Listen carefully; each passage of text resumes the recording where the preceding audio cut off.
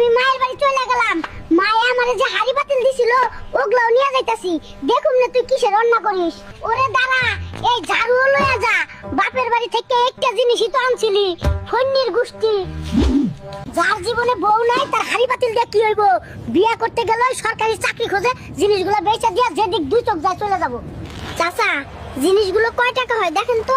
হ্যাঁ, 2 টাকা পাইবা। 2 টাকা দেবেন? দেন, যার বউ নাই তার টাকা দিয়া কি? জরিনার মায়ের কুকুর আমার ডিম পাড়া হাঁস নিয়ে গেল রে। High high. ওই জরিনার মা, তোমার কুত্তায় আমার ডিম পাড়া হাঁস খেয়ে নিয়েছে, এখন ক্ষতিপূরণ দাও। তোমার হাঁসকে তুমি দেখে রাখোনি, এখন কিসের ক্ষতিপূরণ? দিমু না তোমার ক্ষতিপূরণ। ওই কেলটু, আজকে কিস্তি আদায় করতে না পারলে তোর চাকরি আমি ছুটাই দিমু। তোর ইরিং বিরিং আমি দূর করে দিমু। আজ আয় অফিসে। ওই টাকলার বাচ্চা, তোর চাকরি আমি করবো না। তোর হুমকি আর ভাল লাগে না। আজই আমি রিজাইন দিলাম। তুই নাকি চাকরি রিজাইন দিছস? আজ আয় বাড়ি, তোর পিঠে লাড়ি ভাঙমু। আর আসার সময় 5000 টাকা সঙ্গে আনিস, মুদি দোকানে বাকি আছে। এই পাইলট, তুমি যে আমার বাড়ির উপর দিয়ে বিমান চালাও, ট্যাক্স দাও আমারে। আমার গরু ছাগল হার্ট অ্যাটাক করছে বিমানের আওয়াজে। হ্যালো। ওই সারা ঘর খুঁজে পাই না, ছাদে কি করস?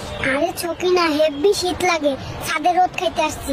মিথ্যা কথা কইবি না, তুই পাশের ছাদের ভাবিরে দেখতে আইছস? তুই রুমে চল, আজ হবে ধামাকা।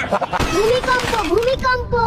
টাকা পয়সা যা আছে বস্তায় ভর, বিল্ডিং ভাঙ্গা পড়লে আর পাবো না। ওরে ঘুষখোর মইরা গেলে তুই টাকা নিয়ে কবরে যাইবি, আগে দোয়া পড়।